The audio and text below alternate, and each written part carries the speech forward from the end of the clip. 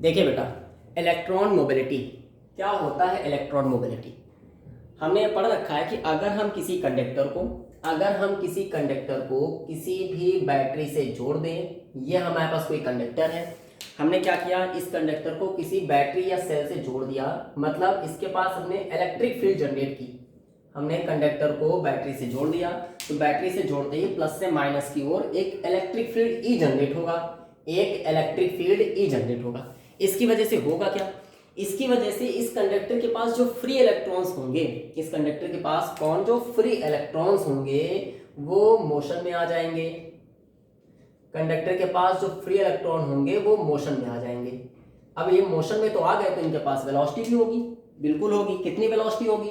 Velocity होगी vd, जिसको हम क्या बोलते हैं, ड्रिफ्ट वेलोसिटी। मतलब कि अगर हम किसी कंडक्टर में इलेक्ट्रिक फील्ड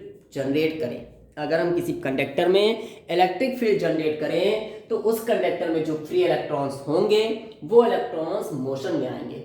मोशन में आने का मतलब उनके पास वेलोसिटी होगी, और कौन सी वेलोसिटी होगी? Drift velocity.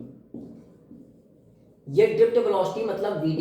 ये ड्रिफ्ट वेलोसिटी कब बनी? जब हमने ई इलेक्ट्रिक फील्ड जनरेट किया। जब हमने इलेक्ट्रिक फील्ड कितना जनरेट किया? ई। तो वेलोसिटी इलेक्ट्रॉनों के पास कितनी आई? vd। कितनी वेलोसिटी आई? vd। ये vd वेलोसिटी कब आई?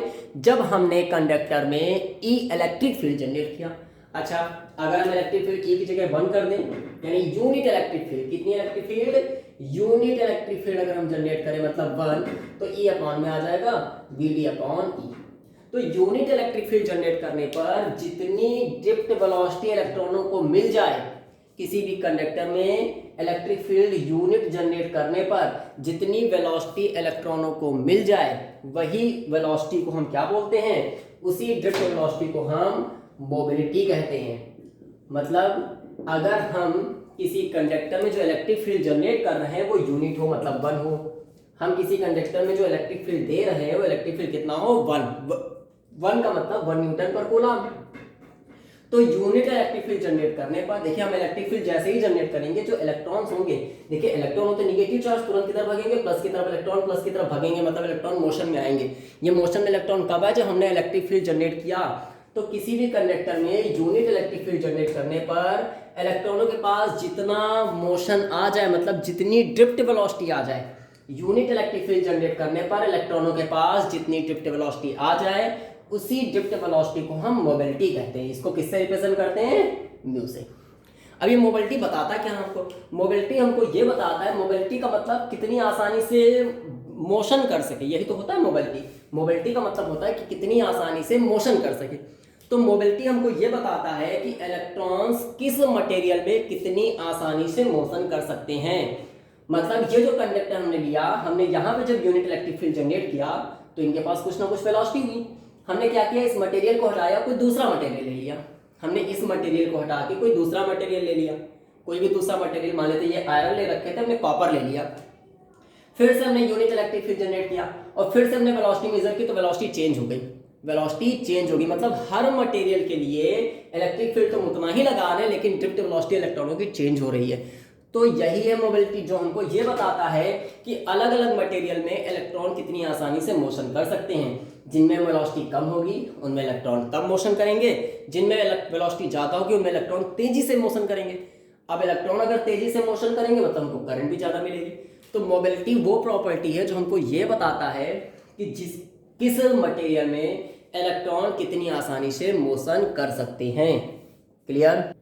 तो मोबिलिटी क्या होती है बेटा, अगर हम इसकी डिफिनेशन देखें तो mobility of free electrons in a conductor is defined as the drift velocity acquired per unit strength of the electric field applied across the conductor. It is denoted by mu.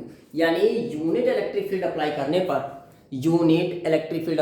पर free electrons के पास कितनी drift velocity आती है। किसी भी conductor में unit electric field apply करने पर उन फ्री इलेक्ट्रॉन्स के पास जितनी ड्रिफ्ट वेलोसिटी आ जाएगी, उसी को हम मोबिलिटी कहते हैं। इसे म्यू से रिप्रेजेंट करते हैं। ये सिंबल होता है मोबिलिटी का, फॉर्मूला होता है mu equal to vd upon E. ये मोबिलिटी का फॉर्मूला होता है। देखिए, ड्रिफ्ट वेलोसिटी का फॉर्मूला हम पढ़ चुके हैं ऑलरेडी। ड्रिफ्ट वेलोसिटी का फॉर्मूला हम पढ़ चुके हैं, कितना होता है? vd equal to E relaxation time t upon m। ये स्मॉल ई जो है वो चार्ज ऑफ इलेक्ट्रॉन है, कैपिटल ई इलेक्ट्रिक फील्ड है, ये रिलैक्सेशन टाइम है, और एम मास ऑफ इलेक्ट्रॉन है। अगर हम ये वीडी की वैल्यू इस फॉर्मूले में रखें तो हमें मोबिलिटी क्या मिलेगी, म्यू इक्वल टू वीडी की जगह पर ई रिलैक्सेशन टाइम अपॉन एम, और अपॉन में ई पहले से, अपॉन में ई पहले से, यहाँ से ई से ई कैंसिल हो जाएगा, इस ई से ये ई कैंसिल हो जाएगा, और हमको फॉर्मूला क्या मिलेगा, फॉर्मूला हमको मिलेगा म्यू इक्वल टू ई से ई कैंसिल हो जाएगा, यानी ई रिलैक्सेशन टाइम अपॉन एम, ये मोबिलिटी का फॉर्मूला आ जाएगा।